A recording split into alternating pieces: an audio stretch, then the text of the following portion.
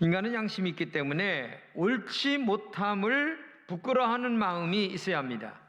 이런 마음이 인간의 마음이고, 그리고 양심 있는 사람의 근본적 마음입니다. 만약에 사람의 양심이 무너지면 다 무너지는 겁니다. 양심이 무너지면 미래가 없다는 것을 우리가 알아야 됩니다. 하버드 대학의 교수이며 심리학자인 헨리 나우에는 이런 말을 했어요. 후회란 쓰라린 것이다.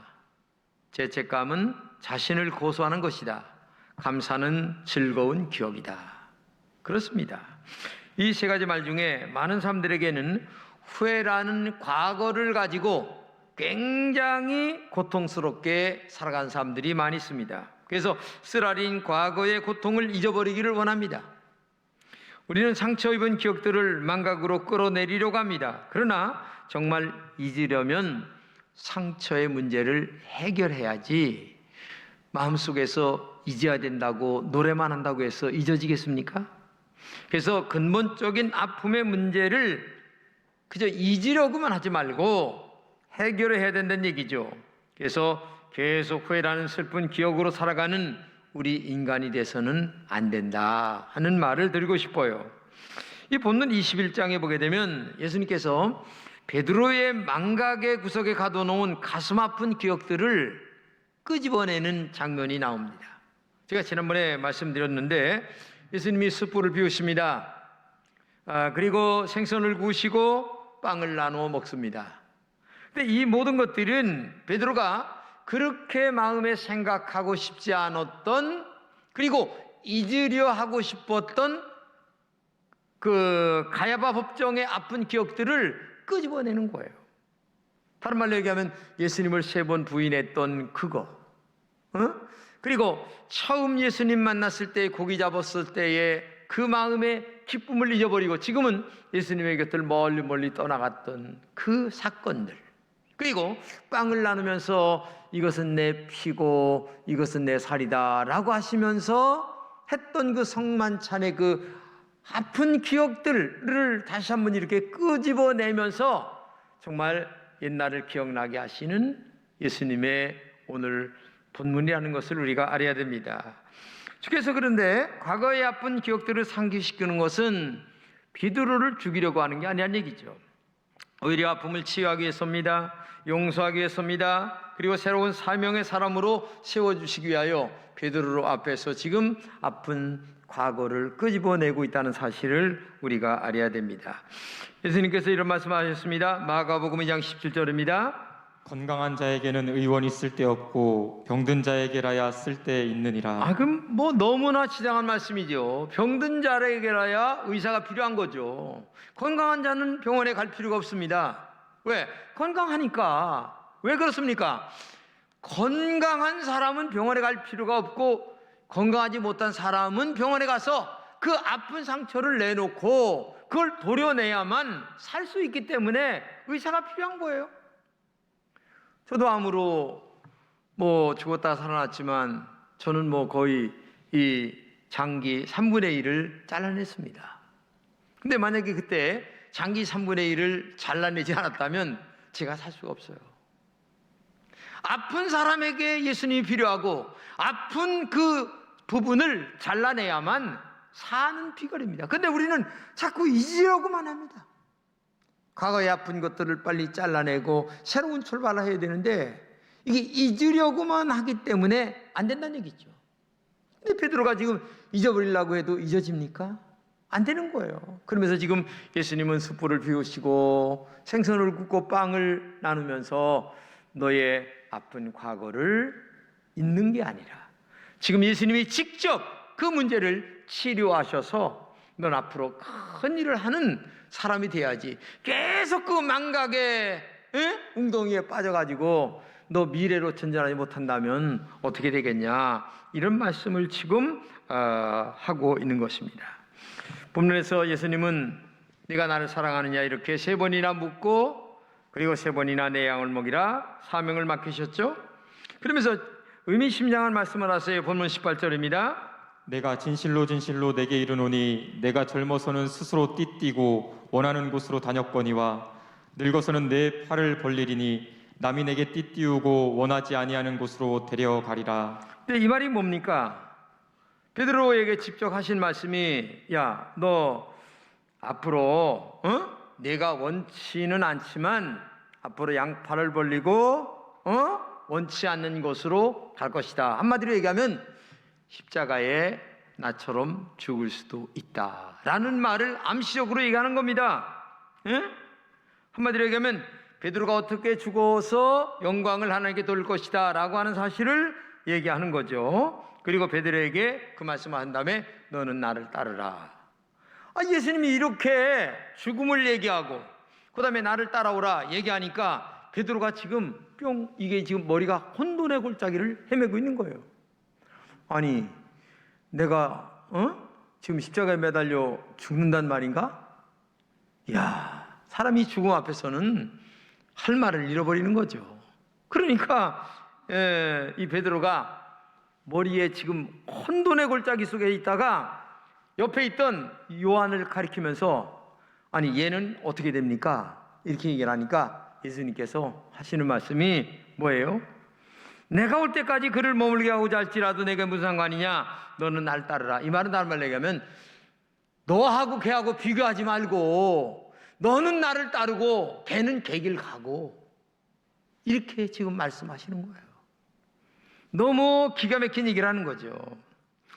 다른 말로 얘기하면 주님을 따르는 일은 각자 개별적이라는 얘기입니다. 너 지금 앞으로 너의 가는 길 속에 요한을 끄집어 들이지 말란 얘기입니다.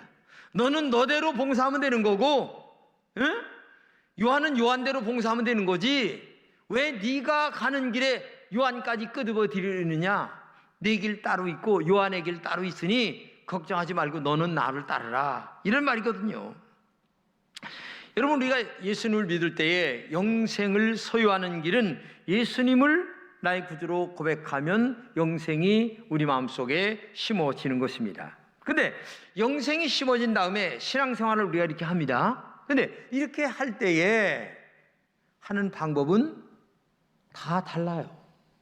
어떤 사람은 찬양대로 봉사하고, 어떤 사람은 식당에서 봉사하는 분도 있고, 어떤 분은 뭐 교사로 봉사하시는 분도 있고, 어떤 분은 뭐 새신자위원회에서 봉사하는, 다 달라요. 봉사, 구원은 예수님을 통하여 똑같이 받지만 구원받은 자가 하나님께 봉사하는 방법은 다 각자 달란트와 그 사람의 성격과 그 사람의 신앙의 수준에 따라서 다 다르게 봉사하는 겁니다. 그렇잖아요? 그런데 지금 베드로는 똑같이 지금 이 요한을 끌어들이려고 하는 그런 마음이 있기 때문에 예수님께서 나도 걔는 걔대로 봉사할 거고 너는 나만 따라, 지금 이렇게 개별적인 한마디로 얘기해서 주님을 따르는 방법을 말씀하고 있다. 근데 지금 이 베드로가 하는 말 속에 어떤 생각, 뉘앙스가 있습니까? 한마디로 얘기하면 자기와 사도 요한과 비교를 하는 거예요. 나는 지금 십자가에 매달려 죽는데 얘는 그래 뭐 오래오래 뭐 내가 올 때까지 산다고? 그건 말도 안 돼. 지금 그런 심정이 가슴 속에 깔려 있는 거예요. 한마디로 얘기하면 비교한다는 얘기입니다. 여러분, 다른 사람을 나와 같은 사람으로 비교하게 되면 정말 잘못된 것입니다. 베드로가 본문에서 요한은 어떻게 되겠습니까? 물었을 때 너는 상관 말지 말라, 그리고 너는 나를 따르라, 이렇게 예수님이 말씀하십니다. 이 말씀은 베드로, 너는 너 할 일이 따로 있고 요한은 따로 할 일이 따로 있는 거야. 걔는 내가 제일 오래오래 살도록 해서 요한계시록 쓰고 걔는 죽게 만들 거야. 지금 그 말씀이거든요. 지나고 난 다음에 우리가 지금 볼 때에. 그리고 너는 다른 일 쪽에서 하다가 나를 위하여 죽는데 나처럼 십자가에서 죽을 가능성이 커. 지금 그 얘기를 하고 있는 거예요. 근데 그거를 같이 묶어서 베드로는 얘는 오래 산다고 하니까 마음이 배가 아픈 거예요, 지금. 여러분, 우리가 이걸 알아야 됩니다. 이 말씀은 너는 너대로 나를 따르라. 요한은 요한대로 할 일이 따로 있다는 얘기입니다. 신앙은 모두 하나님을 사랑하는 중심입니다. 그런데 사랑하는 중심이 나타나 보여지는 사건은 각자 은사대로 그 사람의 신앙의 수준대로 다 다르게 하나님 앞에 나타나고 있다는 사실을 알아야 됩니다. 어떤 사람은 하나님을 사랑하는 것이 식당에서 봉사하고 여러 가지로 나타나죠. 꼭 나처럼 해야 하나님을 사랑한다 이렇게 말하지 말란 얘기입니다. 주님을 사랑하는 마음은 같지만 사랑하는 방법은 다르다는 얘기입니다. 사람마다 다르고 신앙의 수준마다 다르고 오래 다녔어도 신앙의 수준이 안 되는 사람은 역시 그 자리에 머물러 있는 거고, 처음 나왔지만은 나중된 자가 먼저 되고 먼저 된 자가 나중 될 수도 있는 거니까 그 신앙에 봉사하는 방법은, 주님을 따르는 방법은 다 다르다. 이거를 우리가 알아야 됩니다. 우리가 다른 것과 틀린 것을 구분할 줄 아는 지혜가 있어야 됩니다.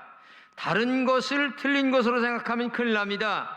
틀린 것은 나의 틀에 집어넣으려는 겁니다. 지금 베드로가 얘는요, 이런 말은요, 예수님 말씀대로 얘도 똑같이, 다른 말로 얘기하면 베드로의 틀 안에 사도 요한까지 집어넣으려고 하는 아주 나쁜 일이 있는 겁니다. 그래서 우리가 살면서 틀린 것과 다른 것을 구분할 줄 아는 마음이 있어야 되는 거예요. 제가 제 아내와 목회를 했는데, 제 아내는 틀린 것이 아니라 다른 것이 있었어요. 집사람은 내면적이면서도 굉장히 지혜롭습니다. 근데 반면에 나는 굉장히 성질이 급해요. 근데 이거를 좀 다른 말로 얘기하면 이런 말입니다. 나는 엑셀레터입니다. 자동차로 얘기하면 밟아서 그냥 가는 스타일이에요. 근데 집사람은 뭐예요? 브레이크예요. 근데 자동차가 목적지에 도달하기 위해서는 브레이크와 엑셀이 함께 작동하면서 조화를 이룰 때에 목적지에 잘 가는 거예요. 근데 지금까지 보면서 집사람은 브레이크 역할을 잘했고 나는 엑셀을 잘 밟고 그래서 여기까지 왔구나 하는 생각을 하게 되는 겁니다. 그렇기 때문에 이 브레이크와 엑셀이 전혀 다르죠?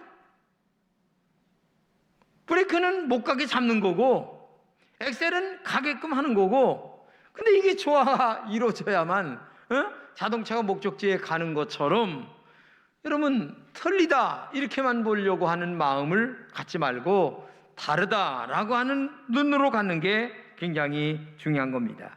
사람은 각자가 다릅니다. 재능도 다르고 신앙도 다르고 성격도 다르고 신앙의 수준도 다릅니다. 그러므로 각자의 은사대로 하나님을 사랑하면 되는 거예요. 이와 같이 다른 것과 틀린 것을 구분할 줄 아는 영적 지혜가 여러분들에게 있기를 진심으로 축복합니다. 두 번째는 사람마다 다른 것이 없다면 경쟁 심리에 빠지게 됩니다. 사람은 누구나 다 다른 사람보다 더 잘 되려고 하는 마음들이 있어요. 반대로 나보다 저 사람이 잘 되면 배가 여드레나 아픈 마음이 있습니다. 나에게 없는 것을 저 사람이 가지고 있으면 나도 있는 것처럼 허세를 부릴 가능성도 있다는 얘기입니다. 인간은 참으로 이상한 존재입니다. 내가 하나님만 잘 섬기면 그만인데, 그런데 나와 다른 사람을 비교합니다. 그 비교에서 내가 부족하면 열등감에 빠집니다. 비교해서 내가 좀 나으면 우월감에 빠집니다. 근데 열등감이나 우월감은 우리 마음속에서 있어서는 안 되는 거예요. 여러분, 열등감 가지면 전진할 수 있겠습니까?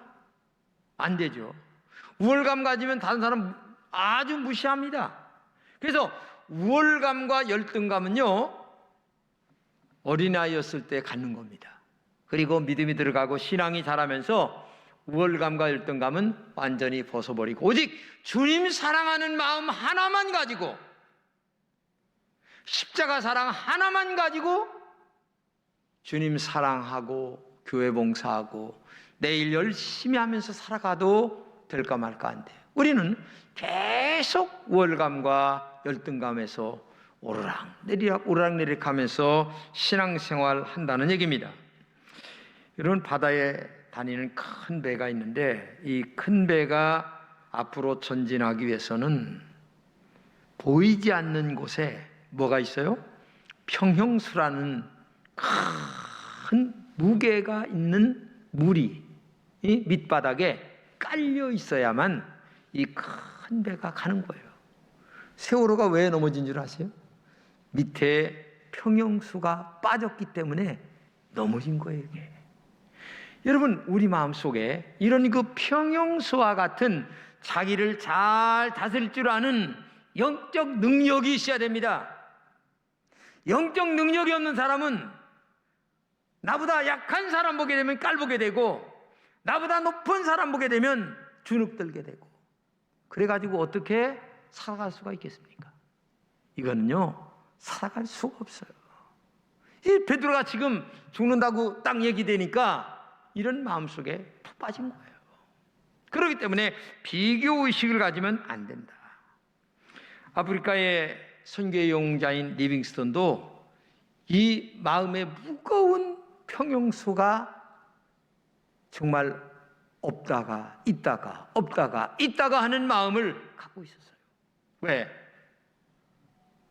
아들이, 방탕한 아들이 있는 거예요. 그렇게 선교의 아버지, 아프리카의 성자인 리빙스턴도 다 무거운 평형수와 같은 무거운 짐들이 다 가슴 속에 깔려 있었던 거예요. 인간이 살아가는데 아무 어려움이 없이 살아가면 신앙생활 더 잘할 것 같죠? 천만만만입니다. 여러분, 고난 없어 보세요. 제가요, 목회하면서 눈 뜨고 보는데 어려움이 없는 사람들은 교회는 다니는데 중요한 것은 열정은 없어요. 뜨거움이 없습니다. 하나님 사랑하지 않아요. 적절히 그냥 맞춰가면서 신앙생활 간섭하지 마세요. 내가 다 알아서 합니다. 근데 이거 목사가 볼 때에는 이거 말도 아니게 신앙생활 하면서도 잘하는 것처럼 그렇게 얘기를 하니까 그게 얼마나 가슴 아픈가를 우리가 알아야 됩니다. 그렇기 때문에 오직 여러분과 제가 언제나 기도의 사람, 믿음의 사람이 되어서 내 마음속에 이 평형수를 정말 이 가슴 속에 깔고 신앙의 유지를 잘 해나가는 영적인 능력이 여러분들에게 있어야 될 줄로 믿습니다. 오늘 본문에서 주님은 베드로에게 남이 내게 띠띠우고 내가 원하지 않은 곳으로 데려가리라 말씀하시자 요한을 보며 얘는 어떻게 되겠습니까? 라고 하는 이 말을 하는 심정을 한번 살펴보세요. 어떤 마음에서 지금 이 말을 하고 있는가? 여기서 반드시 기억해야 될 일 하나가 있는데, 우리가 볼 때 하나님이 하시는 일은 굉장히 공평하시다는 겁니다. 지금 베드로가 볼 때는 굉장히 불공평합니다. 그렇죠? 베드로가 볼 때는 예수님이 지금 하시는 일이 너무 불공평해요. 어떻게 나는 일찍 죽고 얘는 그래 예수님 재림하실 때까지 그래 세상에 살려둔다는 말을 하십니까? 말도 안 됩니다. 그러나 본문에 볼 적에 정말 베드로의 마음은 그렇다 할지라도 하나님이 하시는 일은 절대 그렇지 않다는 겁니다. 하나님은 공평하십니다. 정말 공평하십니다. 어떤 말씀이라 할지라도 하나님 앞에 우리가 토를 다는 신앙이 돼서는 안 됩니다. 내가 이해가 아직 안 됐을 뿐이지, 내가 아직 소화를 못 시켰을 뿐이지 하나님이 잘못하신 것은 아니다. 우리가 그렇게 알아야 됩니다. 우리의 신앙은 한 가지입니다. 예수님을 따르는 것으로 신앙이 시작되고, 그리고 예수님을 따르는 것으로 신앙이 끝나는 신앙이어야 됩니다. 어떤 경우에도 우월감이나 열등감이 나를 사로잡으면 그 신앙은 끝장나는 겁니다. 왜? 내가 주인된 신앙생활이 거기서부터 시작되기 때문에 안 된다는 얘기입니다. 근데 중요한 것이 있습니다. 베드로가 예수님을 따르는 믿음의 수준이 3년 전과는 다르다는 것을 예수님은 알았어요.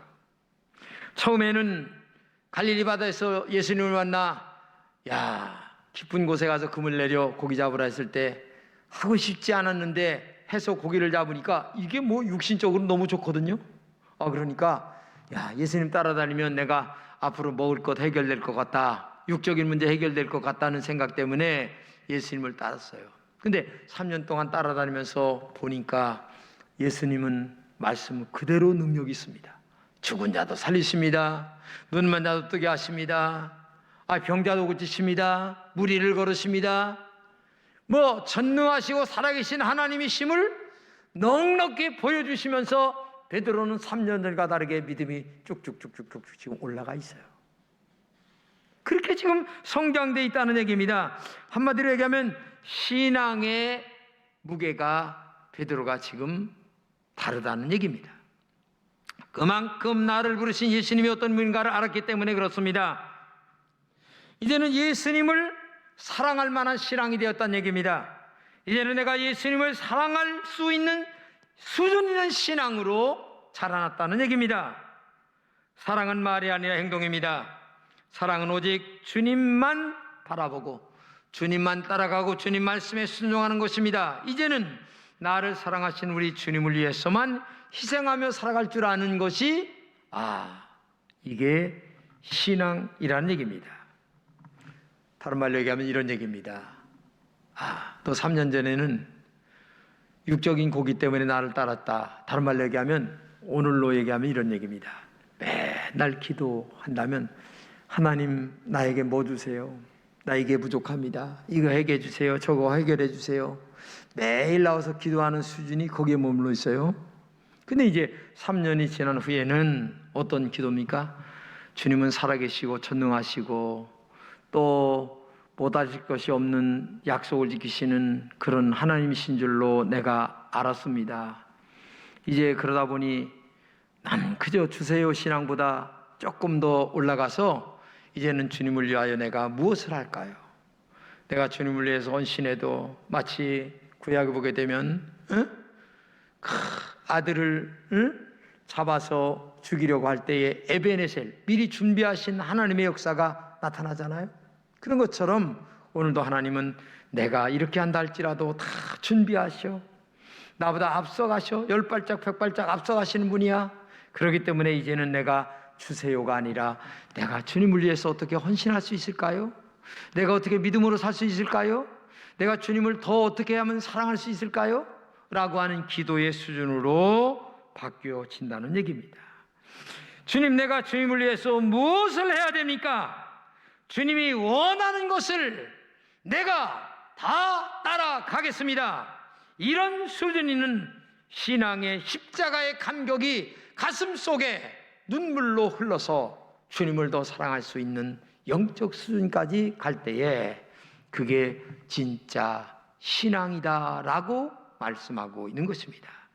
그래서 주님은 지금도 우리에게 말씀하십니다. 네가 나를 정말 사랑하느냐? 물어요.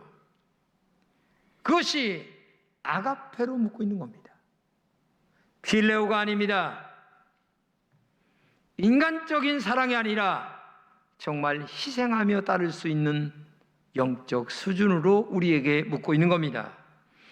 그러면 너는 나만 따라오라. 요한대로 말하지 말아라. 너는 너대로 나만 따라라. 지금 이걸 얘기하고 있는 겁니다. 거기가 어디든지 나만 따라와라.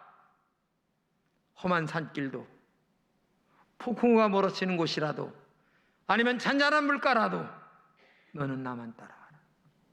너의 신앙의 수준이 3년 전과 달라졌지 않느냐? 그것이 정말 나를 사랑하는 것이다.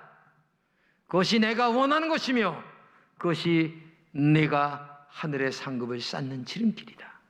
그리고 그것이 나의 일이다. 이렇게 말씀하고 있는 거예요. 오늘 한 해를 마무리 지는 여러분 정말 주님 십자가 사랑이 얼마나 대단한가를 마음속에 아시잖아요. 그리고 말로 얘기하십니다. 그러면 이제는 증명할 때입니다.